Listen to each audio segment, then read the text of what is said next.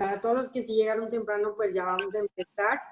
Pues primero que nada me presento, yo soy Alexia Rodríguez, yo soy la presidenta actual de Mujeres en Salud y pues de parte de todas las estudiantes de la mesa directiva, les agradecemos muchísimo que estén en nuestra primera plática del semestre, que es Mujeres Líderes en Salud, con nuestra invitada súper especial, la doctora Amalia Becerra, quien es subdirectora del Hospital Metropolitano y vocera de la pandemia de COVID-19 en Nuevo León.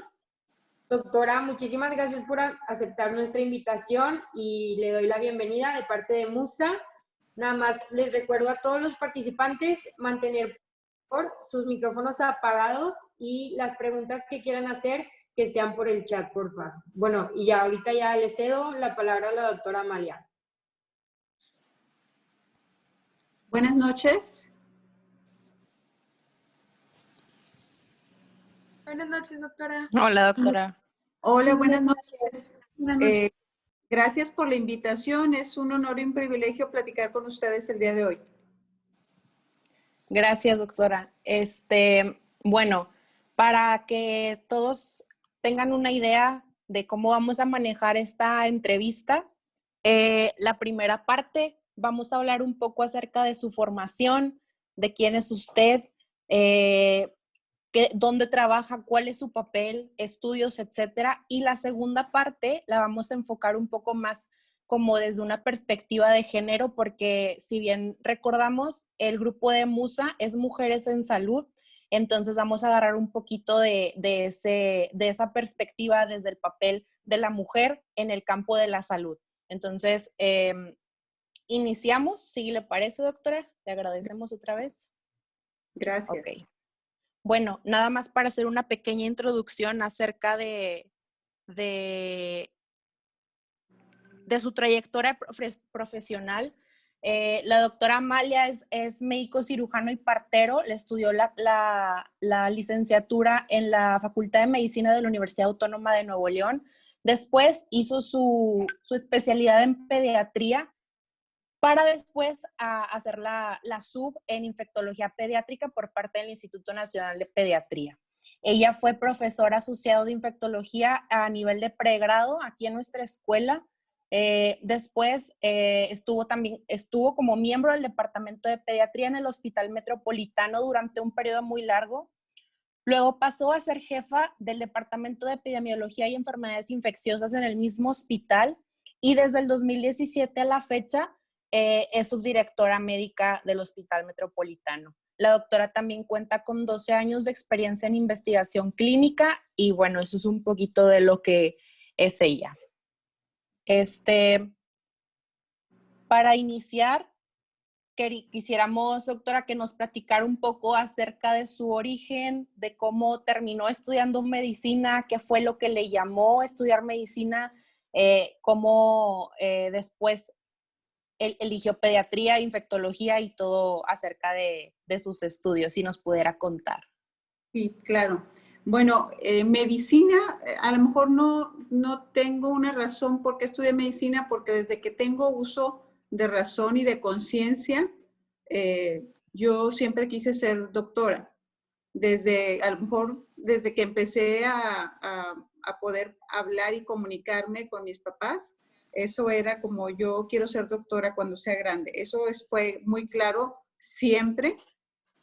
Nunca tuve ninguna duda hacia dónde estaban enfocados mis intereses en ese aspecto. Entonces, para mí el estudiar primaria, secundaria, preparatoria, era como una transición para llegar finalmente a la meta, que era estudiar medicina. Entonces, en ese sentido, creo que fui afortunada porque tuve siempre clarísimo a dónde quería ir. Yeah. Posteriormente, pediatría. Cuando yo estudié medicina, mi última rotación en medicina mi última materia fue pediatría. Con eso yo terminé medicina y mi última rotación de medicina, que fue pediatría, lo hice en el antiguo hospital infantil, que en ese entonces estaba todavía. Y ahí pues yo tomé un gusto particular por la pediatría. Entonces ahí me interesó muchísimo, me parecía que era buena en eso. y pues bueno, me interesó y de ahí me fui al servicio social. Cuando me voy al servicio social, yo me sentía insegura, seguramente nos pasará a muchos. Pensaba que me faltaba mucho por saber y ya me iba a enfrentar a los pacientes al iniciar el servicio social. Entonces, de alguna manera, yo quería estar en contacto con más situaciones como más complicadas, porque sentía que me faltaba muchísimo, y elegí irme a un hospital. En ese entonces elegí irme al servicio social, al hospital de Doctor Arroyo. Ahí hice mi pasantía, estuve un año, y la sorpresa fue que cuando llego al hospital como pasante, pues ese día me dejan de guardia. Y ese día había un paciente con sangrado tubo digestivo, otro paciente que había tenido un infarto, y yo estaba así como, ¿qué estoy haciendo aquí? Pero pues bueno, pasado el estrés de esa primera guardia, creo que una de las cosas más valiosas ha sido ese servicio social en un hospital, porque me permitió aprender muchísimo. Ahí rotan los residentes en ese entonces de tercer año, de todas las especialidades. Y entonces yo estuve muy cerca de los residentes de pediatría que casualmente, o no casualmente, a lo mejor así tenía que ser, eran los del Hospital Metropolitano, y entonces ahí yo tuve un acercamiento más con pediatría. El doctor José Alberto Muro, que era un residente de pediatría en ese entonces, pues me enseñó muchísimas cosas. Me enseñó a intubar, me enseñó a poner catéteres, me enseñó a revisar distintos diagnósticos y padecimientos en los niños. Me hizo estudiar mucho y ahí supe que quería ser pediatra. Y probablemente ahí también decidí dónde lo quería hacer, que era en el Hospital Metropolitano, ¿verdad? Ahí aprendí a hacer procedimientos, cosa que siendo pasante a lo mejor no era tan sencillo, pero pues eso como que despertó o acentuó el interés que ya había por dedicarme a la pediatría. Y entonces así fue como decidí al terminar el servicio social hacer la especialidad de pediatría. Ya una vez siendo pediatra, inicio pediatría en el Hospital Metropolitano, y pues había tus diferentes maestros de las diferentes áreas, y estaba ahí el doctor Abiel Mascareñas de los Santos, que era el infectólogo del hospital en ese momento, y en alguna rotación con el doctor, yo le dije, yo quiero hacer infecto, doctor.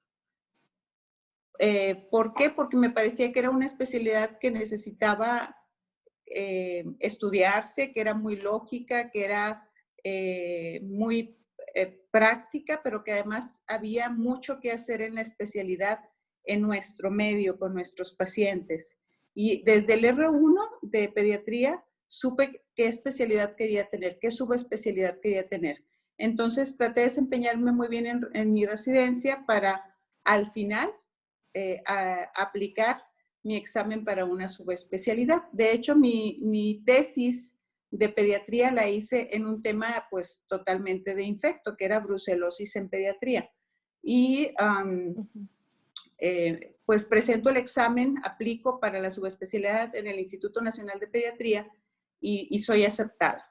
Y entonces me voy a la Ciudad de México a hacer mi subespecialidad en los 2 años que me han parecido de los más complicados de mi vida, porque en ese entonces me voy sin beca, porque había sucedido alguna situación política en el país que hizo que todos los residentes, muchos de los residentes que entramos en esa generación no tuviéramos beca. Y bueno, yo decidí que quería seguir la residencia aún sin beca. Tuve el apoyo de mis papás pues en todo, ¿verdad? Porque si no, esto no hubiera sido posible para mantenerme allá. Y pues con muchas dificultades de todo tipo pude concluir la residencia, porque pues eso era lo que yo quería. Yo cada vez veía muy claro hacia dónde yo quería ir. Entonces todo este camino que yo tuve que recorrer fue como pues simplemente la transición hacia donde yo quería llegar. Claro. Muy bien. Bueno, nos está platicando acerca de cómo desde la residencia, desde que estaba haciendo pediatría, tuvo su primer acercamiento con el Hospital Metropolitano. Platíquenos, después de que terminó la SUB, ¿cómo fue que empezó su vida laboral en el hospital? Sí, yo regreso de la SUB y de pronto piensas que, bueno, ya llegas con los títulos y todo, la subespecialidad, y piensas que pues llegas y todo el mundo te está esperando. Realmente esto no es así. Hay que empezar como en todo, ¿verdad? Entonces, yo estoy un poquito más de un año y yo empiezo a trabajar en el hospital poquito más del año después de que había regresado de la subespecialidad. Inicialmente empiezo a hacer coberturas, aunque yo ya era subespecialista, lo que se me ofrecía inicialmente eran hacer coberturas en el hospital. Me dijeron que si me interesaba, le dije que claro que sí, porque pues era el hospital de donde yo había egresado y así empecé. Entonces, pues yo tuve la experiencia de hacer coberturas en la mañana, en la tarde, en la noche, en sábado y domingo. Entonces, prácticamente he recorrido todo lo que se puede hacer en el hospital como médico, lo he hecho. Ese fue mi primer contacto o mi reingreso al hospital después de haber terminado la SUB. Sí. Posteriormente, me dicen que está el programa de VIH en niños. Bueno, en niños y en adultos y en todo, porque no había nada, ¿verdad? En México apenas estaba empezando y se necesitaba quien se hiciera cargo de ese programa en el hospital. En ese entonces apenas estaba haciendo la gestión para que hubiera tratamiento para los pacientes, pero no había tratamiento para todos. Había tratamiento para los niños, para las mujeres embarazadas y para los adultos todavía no había tratamiento gratuito. Entonces, yo por supuesto que digo que sí, que me interesa y empiezo a trabajar en eso. Me tocó, pues ahora sí que, como dicen, picar piedra porque empecé ese proyecto en los niños. Era muy difícil en ese entonces, era muy burocrático para que un paciente pudiera acceder a tratamiento, pero lo hicimos. Logramos ver a los primeros niños con VIH en el hospital, a las mujeres embarazadas, y también me toca iniciar el programa de atención a pacientes adultos, iniciarlo. Y dejarlo encaminado. Eso lo estuve haciendo prácticamente hasta el 2008. En el 2008 yo decido que pues ya no puedo hacerme ya cargo de esto y que lo hiciera alguien más, pero lo inicio y hasta el 2008 yo continúo así, prácticamente desde el 99. Yo sigo mi trabajo como adscrita al servicio de pediatría, viendo la parte de infecto. Yo pedí que quería ver para lo que yo estaba entrenada, entonces se hizo una clasificación de aquellos pacientes que requerían que los viera el infectólogo. Me creé más trabajo sola, sí, así fue, porque me hice una sala sola, pedí que yo quería ver a esos pacientes. Claro que eso en un hospital pudiera parecer difícil, pero no. Cuando alguien dice quiero ver pacientes, ahí están todos los pacientes para que tú los veas, ¿verdad? Entonces, sí. Si alguien dice quiero ver pacientes, pues ahí están los pacientes. Es bienvenido. Entonces, empecé a hacer esto, a ver los pacientes de infectología pediátrica y a crearme también yo sola una consulta de infectología pediátrica, donde además de ver los pacientes de VIH, veía los pacientes pues, de todos los diagnósticos de infectología que se pudieran ver, tanto los que estaban hospitalizados como pacientes ambulatorios. Así estuve hasta el 2005, donde a partir de la dirección médica del hospital de ese momento, me ofrecen la jefatura del servicio de epidemiología y enfermedades infecciosas. Y bueno, yo vi también una oportunidad de crecimiento porque iba a tener pues la oportunidad de estar muy cercana a los métodos de diagnóstico, de seguimiento y de información acerca de todas las enfermedades infecciosas.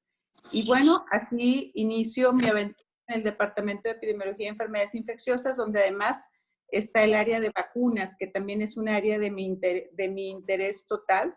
Entonces me pareció muy atractiva esa propuesta, la acepté y ahí estuve desde el 2005 hasta principios del 2017. Y bueno, a partir del 2017 me hace la propuesta el secretario de Salud actual para ocupar la subdirección médica del Hospital Metropolitano, a lo que respondí pues que sí, con mucho gusto, ¿verdad? Porque pues es mi hospital. Y ahí se podía atender muchas necesidades de una mejor manera.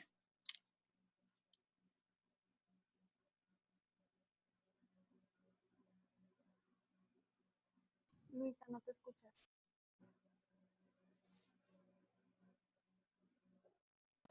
Ahí ya me oyen, perdón.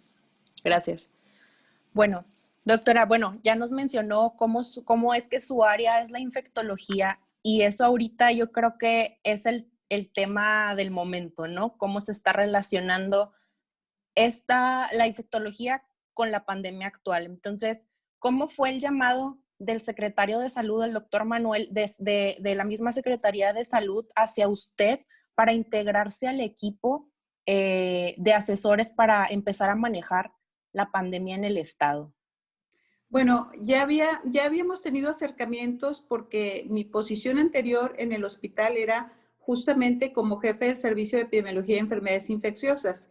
En esa posición a mí me toca enfrentar la pandemia de influenza y me toca crear la estrategia para que el hospital pudiera hacer frente a esta pandemia, el hospital y parte también el Estado, porque recordemos que el Hospital Metropolitano es el hospital más grande de los servicios de salud de Nuevo León, donde se van a atender todo este tipo de pacientes en cualquier contingencia sanitaria.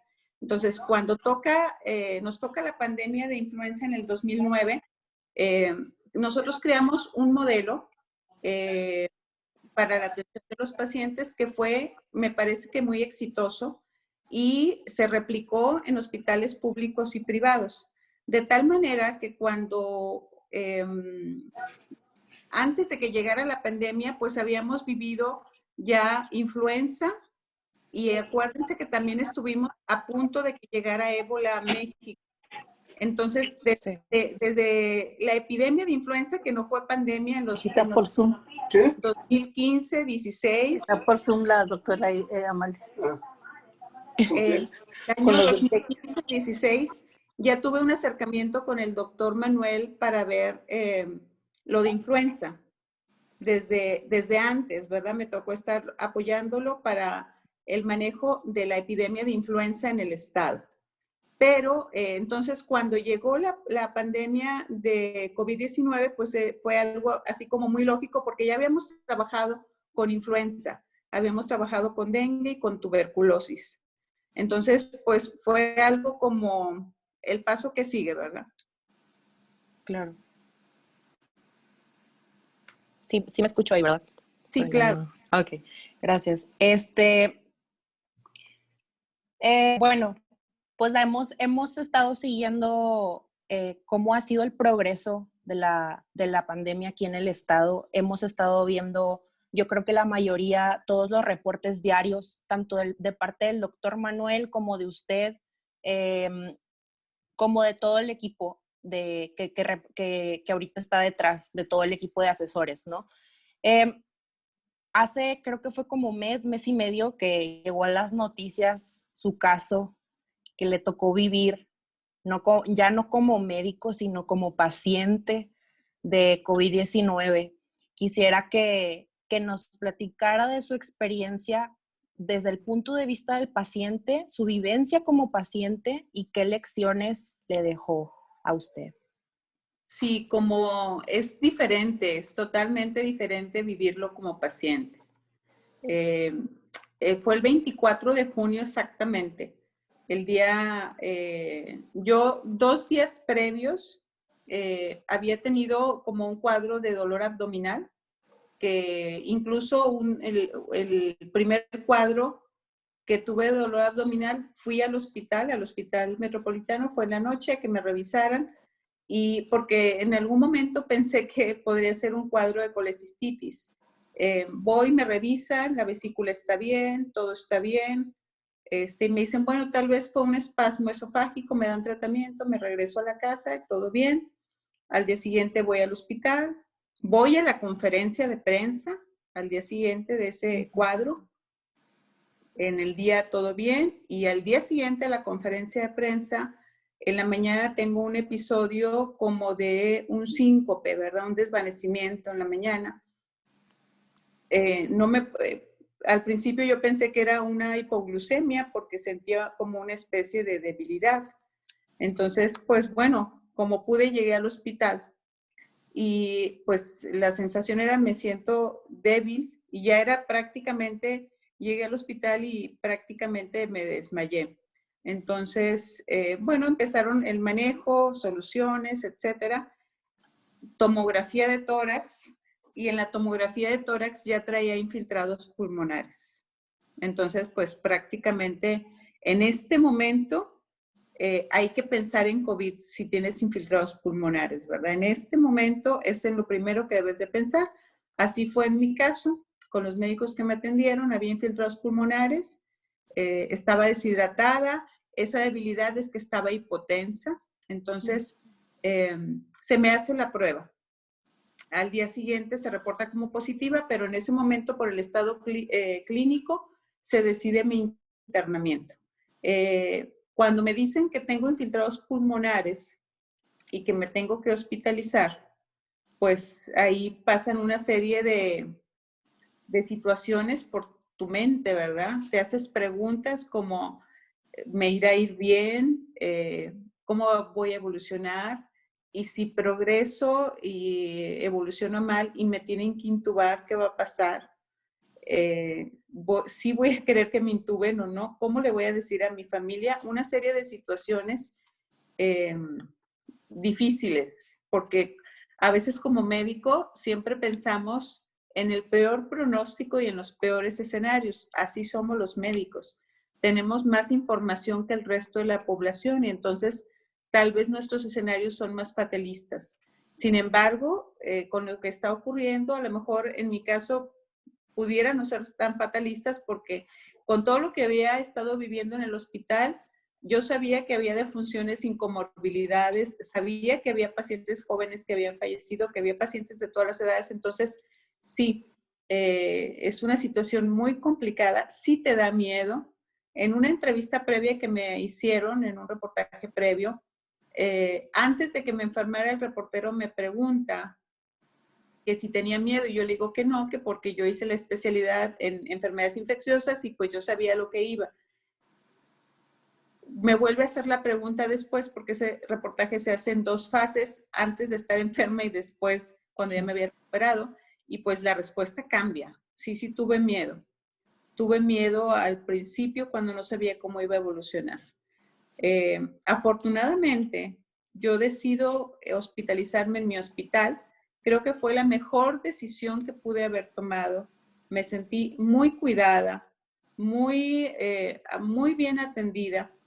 Y curiosamente, en el piso donde yo me encontraba, me decían las enfermeras que los pacientes me mandaban saludar, los otros pacientes que estaban ahí, que no creían que estuviera yo ahí. Pues sí, ahí estaba yo con todos, ¿verdad? En un piso como en el que están todos los pacientes. Salgo del hospital, pues creo que en buenas condiciones, con cansancio, pero creo que hasta cierto punto manejable. Me cansaba para bañarme, tenía que estar pues en cama, pero dentro de todo pues más o menos bien. Egreso y luego en la casa ocurren situaciones como me siento muy cansada. Es una fatiga que no la puedes describir. Una fatiga que luego te puede llegar a hacer pensar que a lo mejor tienes algo más. O que hay alguna complicación, ¿verdad?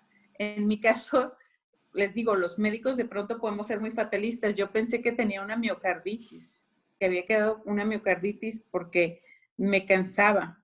Estaba y cursaba con bradicardias, con una tensión arterial pues tendiendo a la hipotensión y un cansancio. Me cansaba para comer, me cansaba para levantarme, para ir al baño, para bañarme. Entonces, pues decía, el pensamiento era, ¿y si no me recupero? ¿Y si así me voy a quedar? ¿Y si ya no puedo hacer nada?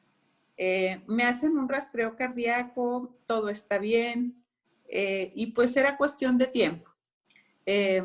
Finalmente, cuando estoy en plena recuperación, en el día que creí que era mi mejor día en la recuperación, por la noche, como a las 7 de la noche, empiezo con un dolor abdominal, 7, 8, un dolor abdominal que se fue haciendo más intenso, más intenso, más intenso.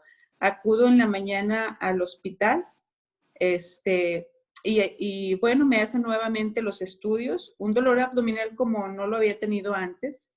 Me vuelven a hacer el rastreo, pues la vesícula sigue estando bien, me hacen un rastreo de todo, por imagen todo se ve bien, pero en las pruebas de función hepático traía una hepatitis.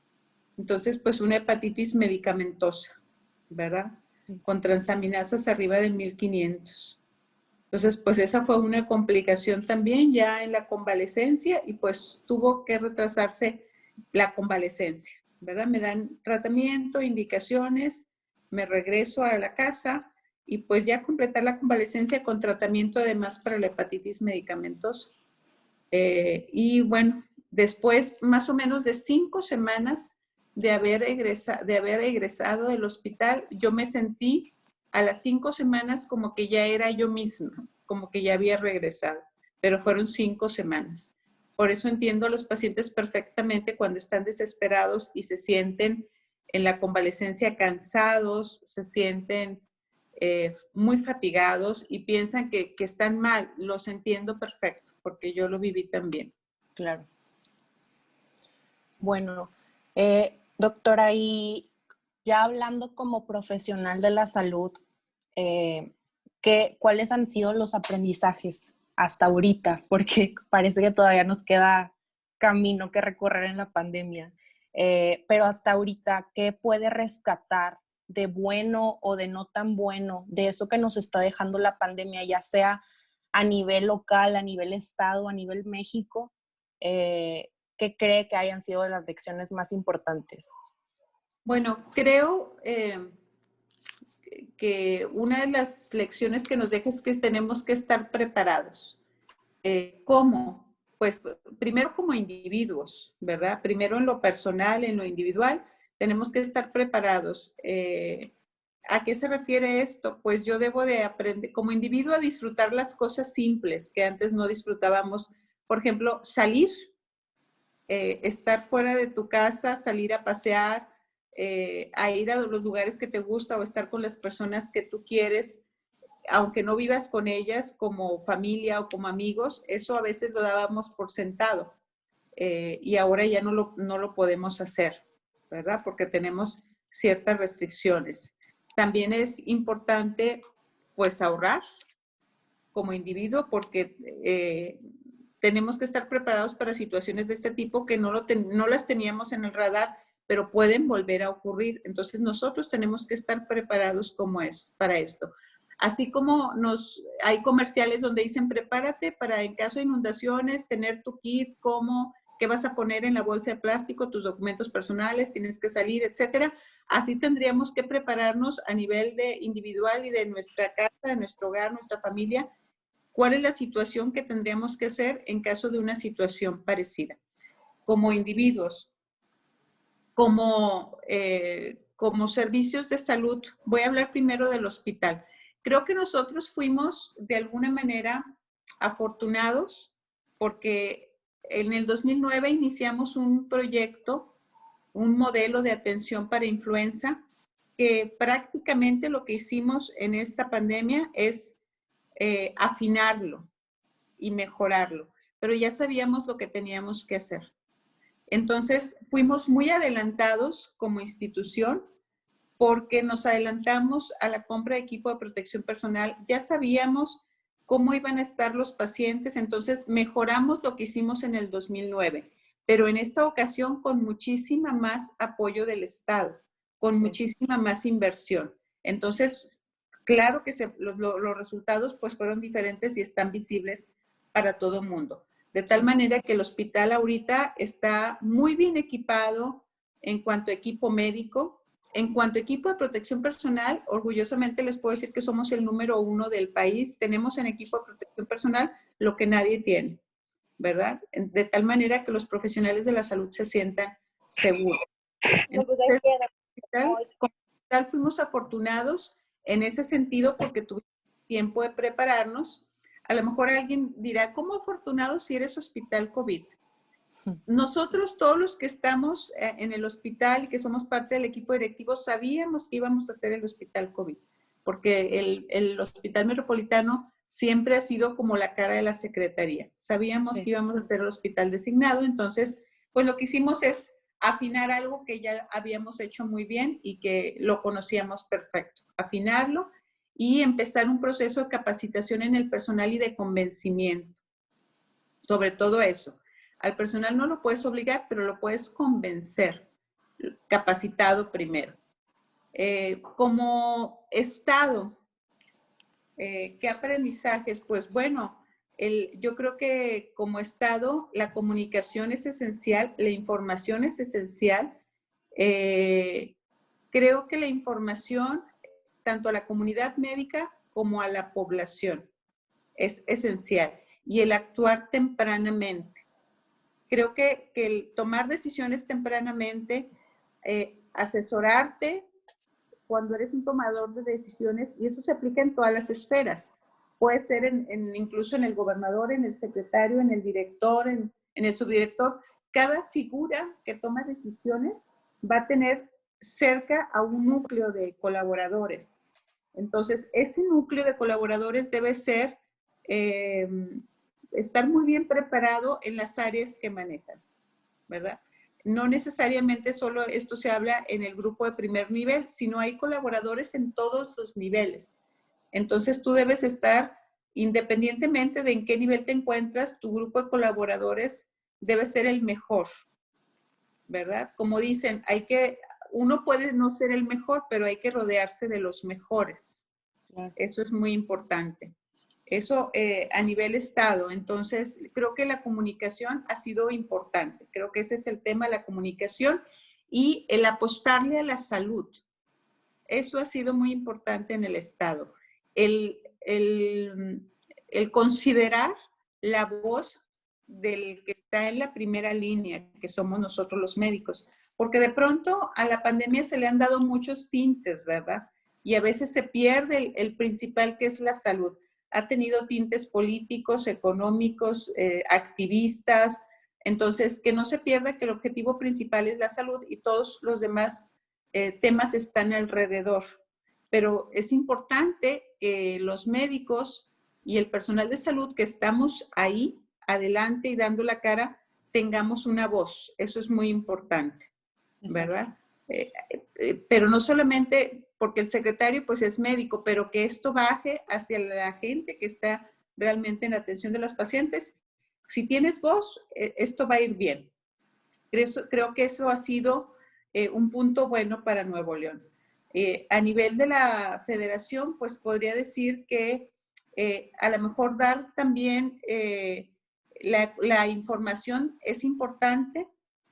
Lo que va a hacer los hospitales es importante, pero creo que a nivel país a lo mejor nos quedamos un poco cortos en la información que se le dio a la población, ¿verdad? No solo a las medidas básicas que ya todos conocemos, sino hacerles saber a la población y entender que una vez que la transmisión de la pandemia estuviera activa, los hospitales poco iban a poder hacer, porque realmente el hospital se prepara con lo que se tenga que preparar, se equipa con lo que se tenga que equipar, pero después los pacientes que llegan, esos ya no los controla el hospital, esos ya llegan, ya nada más vas a recibir pacientes. De tal manera que es imprescindible que la sociedad esté educada, que la sociedad esté informada y que saber cómo les damos la información, porque finalmente la responsabilidad al final cae en el individuo. Podemos equipar hospitales, podemos tener los mejores medicamentos, pero si la transmisión está tan activa, a lo mejor vamos a rebasar la capacidad hospitalaria. Ok. Bueno, creo que esta pregunta que le acabo de hacer va ligada a la siguiente, que es que cuáles cree usted que sean esos puntos clave para atacar y acabar con la transmisión del virus. Ya hablo de comunicación, de educación a la población, pero aquí quisiera meter otro punto que es a todos los que tenemos ahorita conectados. ¿Qué mensaje le gustaría que se llevaran como población? Ya no tanto que seamos, porque ahorita le voy a preguntar de cómo sería desde el punto de vista de estudiantes de ciencias de la salud, pero ahorita como población en general, como pacientes, como simples seres. Ajá. Como población, yo creo que tenemos que entender que la responsabilidad está en uno como individuo. Nadie te va a cuidar mejor que tú. Nadie va a cuidar a tu familia mejor que tú. La responsabilidad es como individuo, es nuestra, como individuos, como sociedad. ¿A qué me refiero con esto? Que las medidas básicas para prevención, que son higiene de manos, guardar la distancia y el uso del cubrebocas o las barreras de protección, pues son tu responsabilidad como individuo y como sociedad. Yo he dicho en diferentes foros, la población de Nuevo León, hablando específicamente de nuestro estado, Sí. necesita de verdad que ande un supervisor o un policía diciéndote ponte el cubrebocas. O sea, ¿realmente lo necesitamos? Yo creo que no. Yo creo que la sociedad es inteligente para saber que esas medidas de protección son para tu familia. De verdad necesitamos que haya supervisores en cada colonia o en cada casa o policías para que digan, no salgas, solamente salga el que va a trabajar. Pues creo que no tendría que ser necesario, porque si es por tu seguridad, sale el que va a trabajar o el que está desarrollando alguna actividad esencial y el que no tenga que salir, pues quédate en casa para que el que tenga que salir lo haga con seguridad. Entonces, creo que ese es un punto clave. La sociedad informada debe tomar acciones de responsabilidad. Tienes que ser responsable, tienes que ser consciente y tienes que ser sensible. Entonces, creo que en estas últimas semanas la sociedad lo ha entendido. A lo mejor lo ha entendido no de la mejor manera porque hemos tenido muchas defunciones.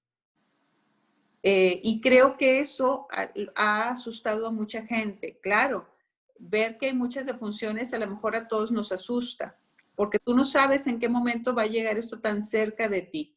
Creo que en este momento ya todos tenemos algún conocido, a familia, vecino o algún allegado de alguna manera que ha fallecido. Entonces creo que esto último sí sensibilizó a la sociedad y de alguna manera están haciendo las acciones mejor porque lo estamos viendo, han disminuido los casos y han disminuido las hospitalizaciones en estos últimos 10 días, ¿verdad? Han estado mucho más estables. Entonces, pero esto es directamente de la sociedad, no va a haber ningún gobierno ni ninguna organización que lo pueda hacer solo, es la sociedad.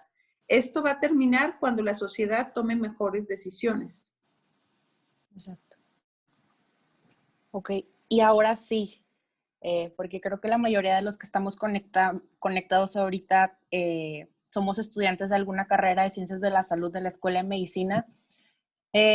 ¿Cuál cree usted que es el papel del estudiante frente a la crisis sanitaria que estamos viviendo ahorita? ¿Y cuál cree que es su responsabilidad? Digo, no somos profesionales todavía, pero somos estudiantes próximos a ser esos profesionales que quizá en algunos años vamos a estar manejando también una pandemia en nuestras manos. Entonces, ¿cuál cree que sea el papel y ese mensaje que deba de llevar el estudiante de ciencias de la salud hacia los demás? Me parece extraordinario que ustedes tengan esta inquietud de escuchar, porque más pronto de lo que creen van a estar enfrentando una situación, una emergencia sanitaria. En el 2009 yo pensé de esas veces que tienes sentimientos encontrados, dices, qué mal que tenga la pandemia de influenza, pero dentro de todo yo me sentía como afortunada y decía, esta es una oportunidad histórica porque ¿a quién le toca una pandemia, verdad?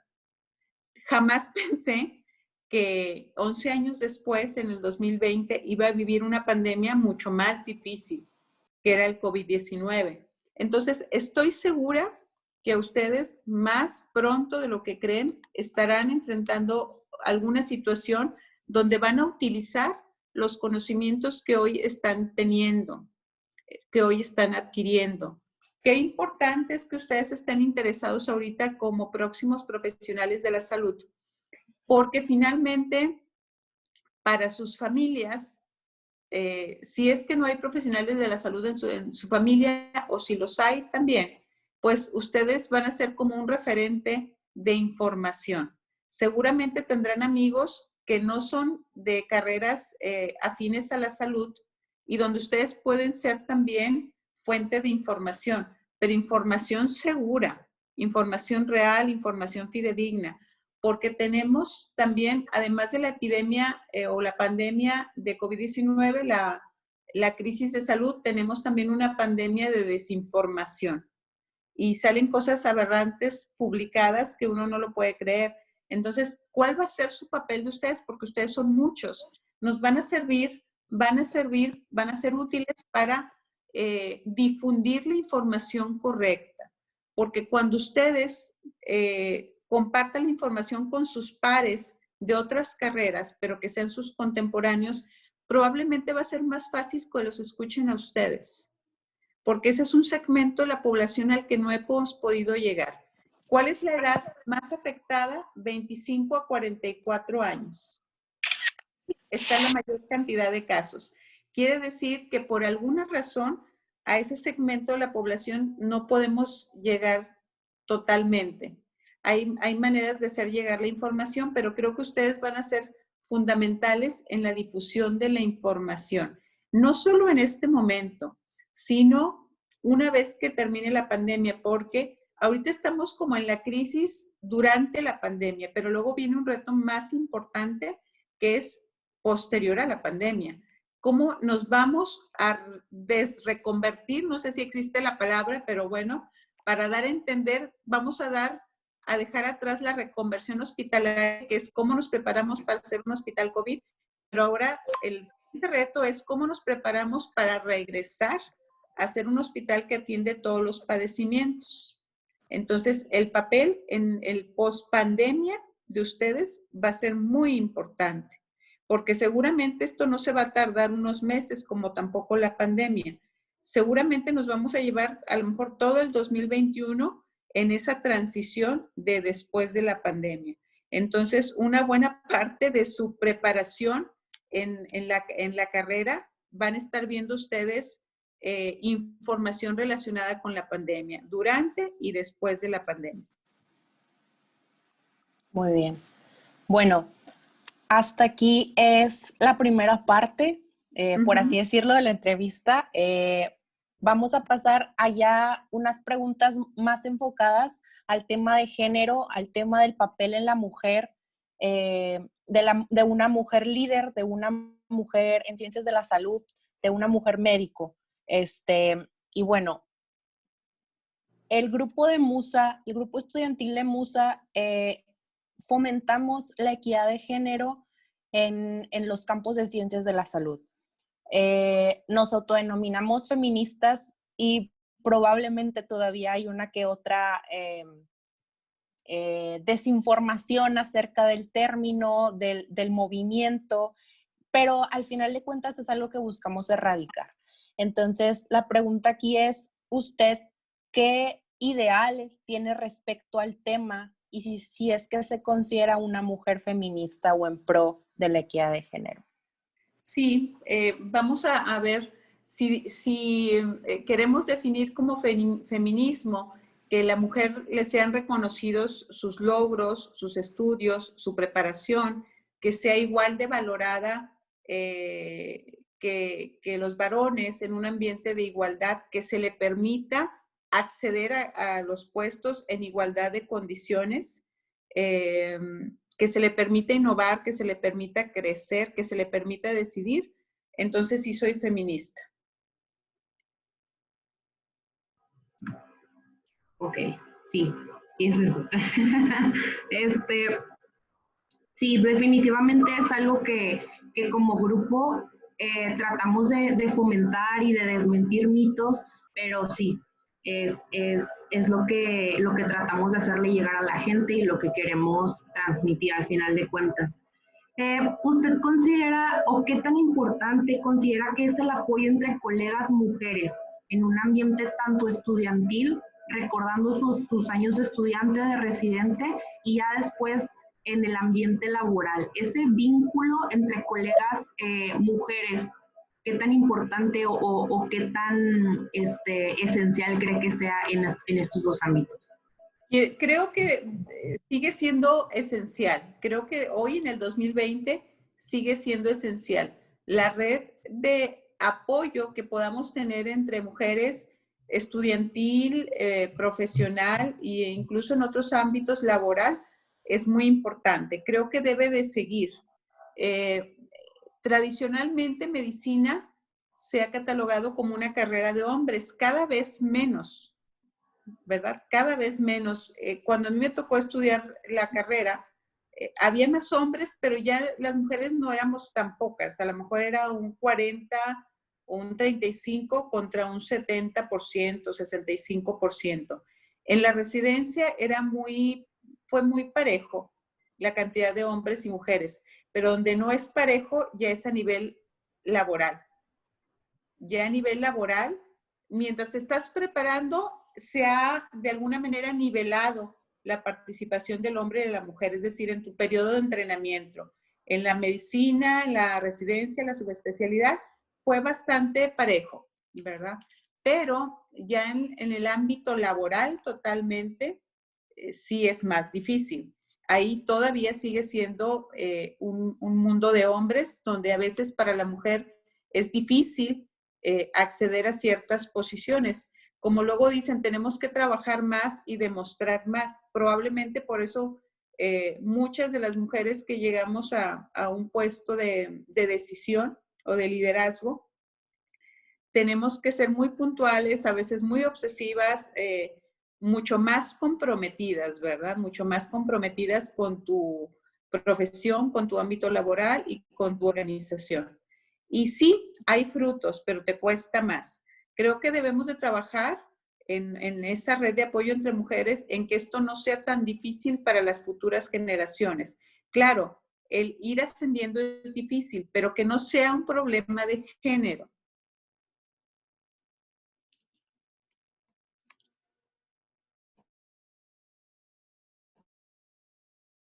Perfecto. Bueno, yo voy a continuar con la entrevista. La siguiente pregunta es si tiene alguna experiencia o alguna anécdota que guste contarnos que se le haya presentado a usted en la carrera o ya sea en el trabajo o algo así, en la que, o sea, usted como mujer lo consideró como obstáculo. Pues a veces no, en mi caso no fue obstáculo, pero sí de pronto te estigmatizan porque si eres mujer no vas a poder hacer ciertas cosas,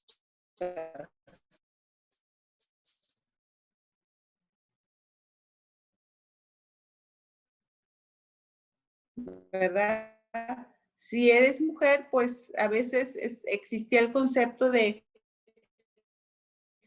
ella puede hacer ciertas cosas, pero ya tenemos, es como bienvenido que sea una mujer la que tenga que dar indicaciones. Y bueno, a veces tienes que ser muy profesional para decirle a alguien que es hombre, que es mayor que tú, dar indicaciones de cómo se debe hacer un procedimiento o cómo se debe hacer tal cosa. Entonces, hay pequeños obstáculos que uno tiene que ir viendo cómo lo resuelves, pero es en todo, porque cuando eres estudiante de medicina o cuando eres residente, pues a lo mejor ustedes ya lo han vivido en la parte clínica, pero el familiar del paciente, pues tú eres señorita, ¿verdad? y tu compañero hombre es el doctor, sobre todo cuando hablas de una población con menos preparación,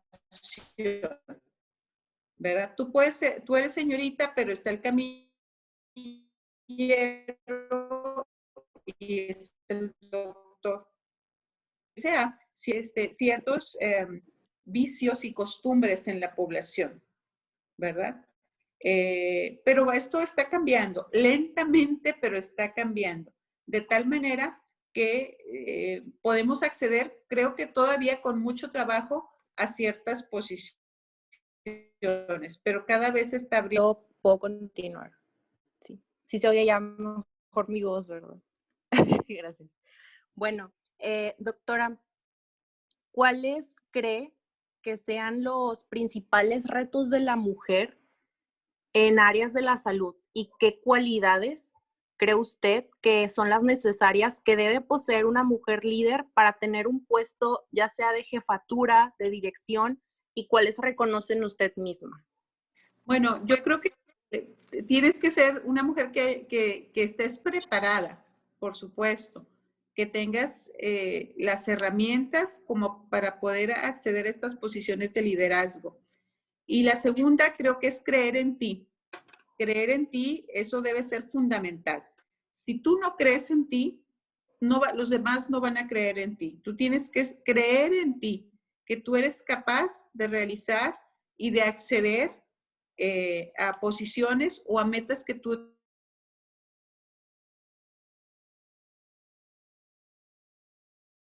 te hayas planteado. Y otras cualidades, pues, hay que ser comprometido, ser capaz de arriesgar límites, sin arriesgar demasiado tu organización, porque creo que a veces hay que arriesgar.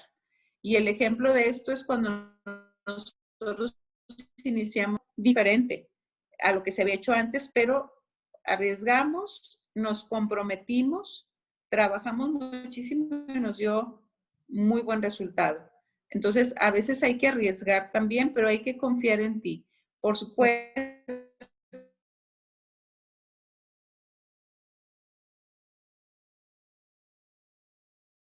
lograr estas metas. Compromiso, estar comprometida con tu organización, honesta, empática, y yo creo que también tienes que ser fuerte. Muy bien. Y hablando de las cualidades de la mujer, ¿qué mujeres, ya sea colegas, compañeras, alguien de su familia, incluso celebridades, alguna mujer o mujeres que usted más admire y por qué? ¿Qué es lo que le admira de ellas? Pues yo creo que la primera mujer a la que yo admiro pues es mi mamá, ¿verdad? Porque tuvo 5 hijos, no tuvo mucha preparación académica porque pues venía de una familia con escasos recursos. Sin embargo, se preocupó muchísimo porque nosotros nos preparáramos. Y no solamente que nos preparáramos, sino que fuéramos además muy bien en nuestros estudios. Fue una mujer muy estricta, una mamá muy estricta. Pero bueno, están ahí los frutos conmigo y con mis hermanos. Claro. No sé qué le hizo con 5 hijos, no me imagino, porque yo no tengo hijos, pero mis hermanas tienen, una tiene 2 y la otra tiene 3, y ya se vuelven ahí medio loquitas con los niños. Entonces, no sé cómo le hizo mi mamá con 5 hijos, ¿verdad? Para que todos estudiaran, que ninguno se desviara del buen camino y que todos fueran buenas personas. Ella yo creo que es la primera. Y las segunda, tercera, cuarta, pues son mujeres profesionales con las que me tocó trabajar. La doctora Angélica Ruiz, ella fue mi maestra en pediatría y ella pues me enseñó muchas cosas. Yo la veía como una persona muy honesta, muy capacitada, muy empática, pero un gran ser humano.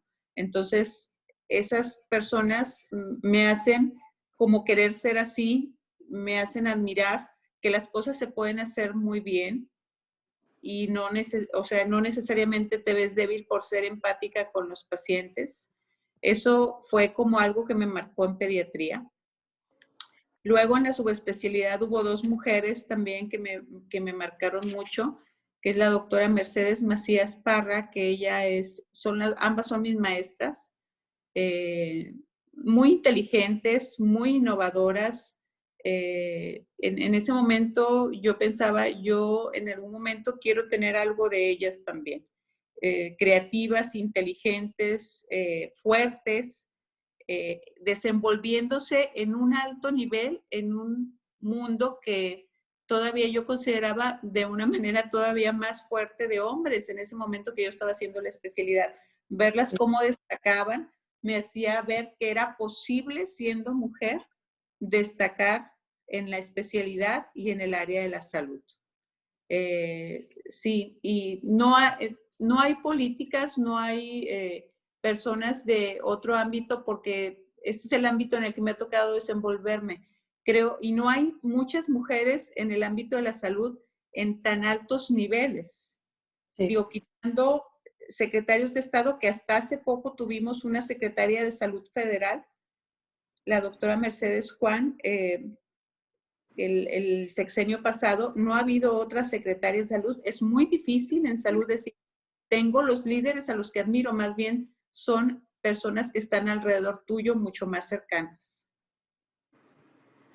Ok, y para terminar la última pregunta de la entrevista, ¿qué mensaje o consejos le daría a las estudiantes de la Escuela de Medicina y Ciencias de la Salud de aquí del TEC que quisiera que se llevaran? Ya sea consejo de carrera, de prácticas clínicas, de vida profesional o un simple consejo o mensaje para la vida. ¿Qué le gustaría decirles a todas ellas? Bueno, primero quiero agradecerles que estén interesadas en este tema, no el de la pandemia, sino el que implica el papel profesional de la mujer en la salud. Eso es lo primero. ¿Qué mensaje me gustaría dejarles? Pues que se preparen, que sean ustedes, que hagan aquello que les apasione, porque te tiene que apasionar esta carrera. Y no solamente hablo de la carrera de medicina como carrera, sino es una carrera para toda la vida. Te tiene que apasionar, porque si no te apasiona, puede ser frustrante. Yo no me imagino pasando días, noches, ahorita envuelta en todo este tema sin que esto te apasione. Te tiene que apasionar. Y tu especialidad, tu subespecialidad o tu maestría o el área en la que tú te quieras encaminar, tiene que ser igual de apasionante para ti, para que seas muy buena profesional en el ámbito que te quieras desarrollar. Hoy ya sabemos que las mujeres profesionales de la salud no solamente se van a desenvolver en el ámbito práctico totalmente, es decir, cirujanos, médicos clínicos, sino el ámbito de la salud está tan diversificado que ahora hay especialidades como calidad de la atención clínica, que aprovecho y le mando un saludo a la doctora Marisela, a lo mejor no se está o viendo. Sí, aquí está. Porque son especialidades que no sabíamos que iban a ser tan necesarias y que no sabíamos que iban a ser tan fundamentales. Hay maestrías ahorita en gestión de la salud, en dirección. Hay un ámbito tan grande para desarrollarse que es muy importante tener claro hacia dónde queremos ir para que siempre estés comprometida, apasionada y enamorada de tu profesión. Eso es muy importante. Otro punto que yo les quiero dejar es, siéntanse muy orgullosas de ser lo que son, ¿verdad? Algunas van a llegar a ser médicos y algunas serán médicos generales y serán unos excelentes médicos generales. Algunos harán especialidad porque así les nació escoger una especialidad y van a ser excelentes especialistas. Algunas harán subespecialidad y serán muy buenas en su subespecialidad. otras harán maestrías o diplomados y serán igualmente buenas. Una especialidad, una maestría no te define, tú te defines. Y hay que tener la suficiente fuerza para dedicarse a lo que tú hayas elegido. Eso no lo define el título, eso lo vas a definir tú. Bueno, y antes de la despedida, quisiera preguntar si alguien de los que está conectados ahorita, alguien del público, tiene alguna pregunta que hacerle a la doctora, la puede escribir por el chat ahorita. Si no hay,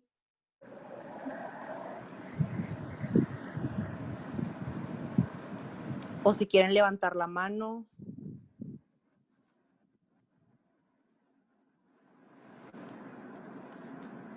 ¿No? Bueno, creo que no, doctora. Muy bien. Bueno, de parte de Musa y de la Escuela de Medicina, le agradecemos mucho. Bueno, creo que... bueno, son mensajes de felicitaciones. Le agradecemos mucho el que usted haya accedido y haya aceptado la invitación. Sin duda fue un honor tenerla aquí y que nos haya compartido su experiencia, que nos haya compartido su sabiduría y todo lo que nos compartió esta noche. Muchas gracias por el tiempo, por la oportunidad y pues ahorita no podemos, pero algunos EMIs próximos, Nutris que vayan a rotar ahí en el metro, nos estaremos viendo en un futuro, nos la toparemos, pero muchas gracias por el tiempo y por este espacio. Muy bien. Yo, antes de despedirnos, quiero pedirles un favor. Ayuden a difundir a la población, a todos los que están escuchando, las medidas de prevención para que esto termine rápido. Ya sabemos de higiene de manos, el cubrebocas, la sana distancia, y que acudan a los hospitales cuando haya signos de alarma como la dificultad para respirar tan tempranamente como sea posible. Como lo dije anteriormente, creo que ustedes pueden ser un pilar para la difusión de los buenos mensajes. Si cada uno de ustedes lo dice a 10 o 20 personas, el mensaje se va a ir difundiendo y se va a multiplicar. Y esto va a terminar más rápido y todos vamos a regresar, no a la normalidad que teníamos antes, porque creo que esa nunca va a regresar. Creo que vamos a tener que aprender a vivir con el virus, pero sí a la nueva normalidad, es decir, tener un poco más de libertad para hacer todas las cosas que extrañamos hacer, ver a nuestra familia, la que no podemos ver, abrazar a quien no podemos abrazar y estar cerca de los amigos de los que no hemos podido estar cerca. Claro, sí, y yo creo que es algo que todos queremos ya, pero sí, muchísimas gracias y muy inspirador que fue tenerla aquí con nosotros. Muchas gracias a todos. Doctora, gracias. Perdón. Ay, perdón. Sí. Antes de que se vaya, en el chat sí pusieron unas preguntitas. Puso Montserrat Reyes. ¿Cómo considera que su preparación en ciencia básica le sirvió para su práctica clínica? En ciencia básica, hablando específicamente como de qué materias. Pues supongo que las del inicio, como anatomía, biología, bioquímica, todo eso. Miren, les voy a decir una cosa. A veces uno piensa que esas materias no te van a servir, todos lo hemos pensado, ¿verdad? Pero creo que transitar por esas materias te hace adquirir algunos conocimientos muy básicos, porque desde ahorita les digo, no se van a quedar con todos los conocimientos. Al paso del tiempo ese conocimiento se va a ir diluyendo, pero te va a dar una cosa que en los libros no dice, te va a dar madurez. Y esa no la puedes conseguir de otra manera. Madurez en la carrera, eso es lo que te van a dar esas materias básicas. Te vas a quedar con un mínimo porcentaje de esos conocimientos, te vas a quedar con un conocimiento general de la materia.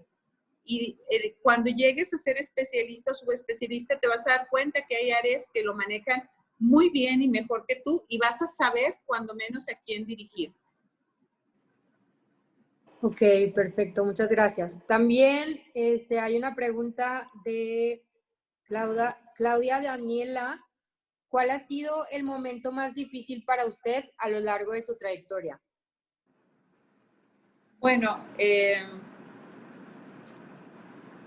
cuando presenté el examen para la subespecialidad, fue un momento difícil, no el del examen, o sea, no la presentación del examen, sino en el ínter en que salen los resultados.